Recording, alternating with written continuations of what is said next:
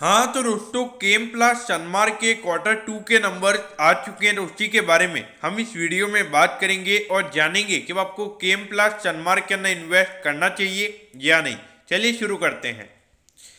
देखिए यहाँ पर अगर हम रेवेन्यू ग्रोथ की अगर हम बात करें तो 74% से यहाँ पे कंपनी का रेवेन्यू बढ़ा है क्वार्टरली बेसिस पे, और 1672 करोड़ के यहाँ पे कंपनी के टोटल रेवेन्यू इस क्वार्टर में आए हैं। देखिए ये जो पूरे रेवेन्यू के नंबर्स हैं ये इनकी जो मेन कंपनी और उसके अलावा जो सब्सिडरी कंपनीज हैं उनके मिला के हैं, तो काफ़ी अच्छी ग्रोथ हमें यहाँ पे देखने को मिल रही है। अगर प्रॉफिटेबिलिटी की बात करें तो अभी 151 करोड़ का यहाँ पे कंपनी का प्रॉफिट आया है, जबकि पिछले क्वार्टर में कंपनी को 28 करोड़ का प्रॉफिट हुआ था। यानी कि अगर हम देखें तो ऑलमोस्ट यहाँ पे 4 to 5 टाइम्स यहाँ पे कंपनी की जो प्रॉफिटेबिलिटी है वो हमें क्यू बेसिस पे बढ़ती हुई नजर आ रही है।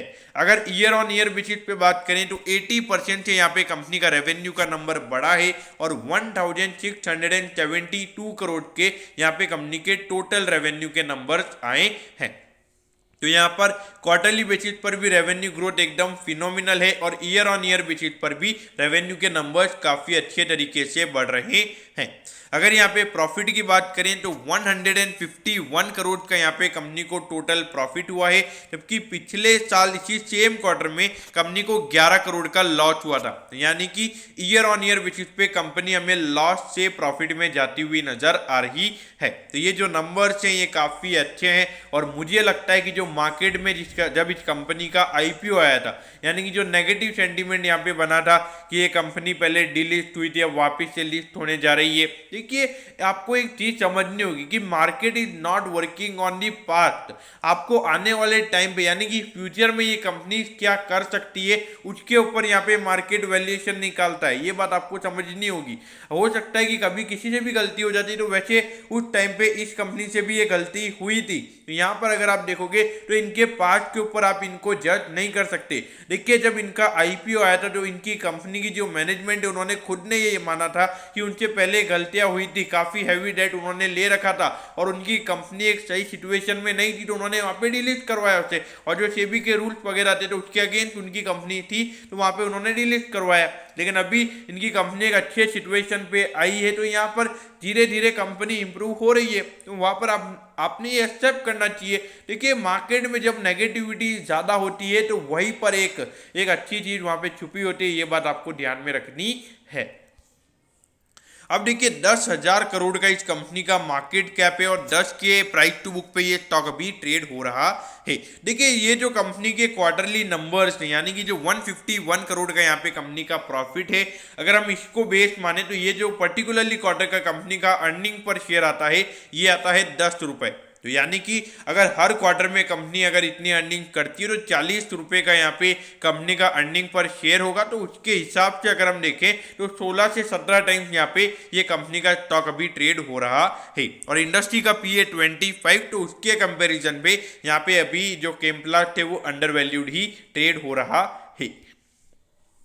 देखिए ये जो हमें इतनी बढ़िया यहाँ पे जो कंपनी के रेवेन्यू के नंबर्स बढ़े हैं, क्योंकि जो कंपनी की सब्सिडरी कंपनीज हैं वो इन्होंने एक साथ मर्ज की है, तो उसके बाद में ये इतना रेवेन्यू का ग्रोथ का नंबर हमें देखने को मिला है। तो बाकी पहले ये रेवेन्यू के नंबर्स ऐसे नहीं थे, लेकिन अगर हम देखें तो पिछले साल 410 करोड़ का कंपनी ने पूरे फाइनेंशियल ईयर में प्रॉफिट कमाया है और अभी लगभग 150 करोड़ का कमाया। तो यानी कि हर क्वार्टर में अगर कंपनी 150 करोड़ कमाती है तो लगभग 600 करोड़ का पूरे साल का प्रॉफिट होता है।